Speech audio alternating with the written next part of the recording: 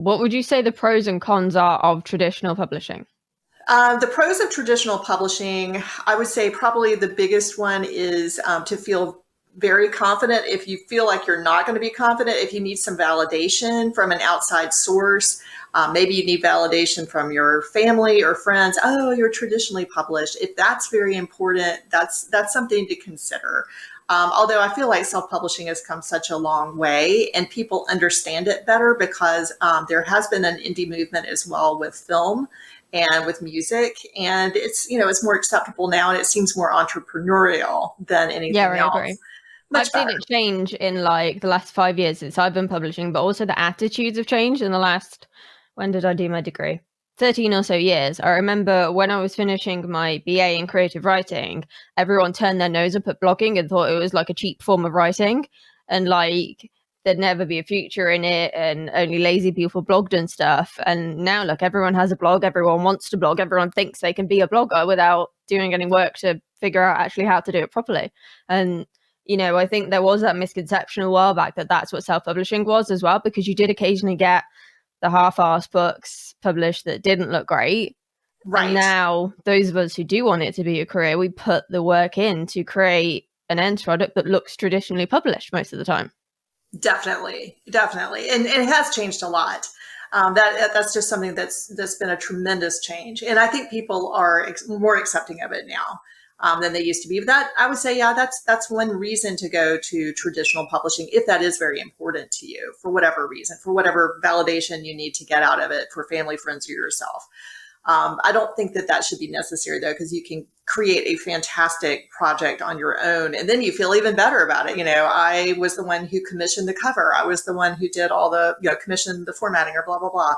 And so I feel like you can still have that same sense of pride, but that still is, I would say, a pro to traditional publishing. As well, if I guess the startup costs in terms of you're obviously paying on the front end for your editing, for your cover, for whatever work you need to have done in self-publishing, if that's going to be a bit of a problem, especially starting out. And that's something I really didn't have to address as much because I kind of brought my readers with me. So probably I'm not the best person to speak on that, but I totally would understand if, suddenly you're faced with however many hundreds of dollars to start out with self-publishing. That might be hard to justify not knowing what kind of readership you were going to get at first. That would probably be another reason to go there. But the cons are, I really like having my books in translation, in audio, in all the different formats. I've got them in hardback. They're available in other countries. And that is not something that was the case with traditional publishing. It just the books didn't work as hard for me now, as they do now.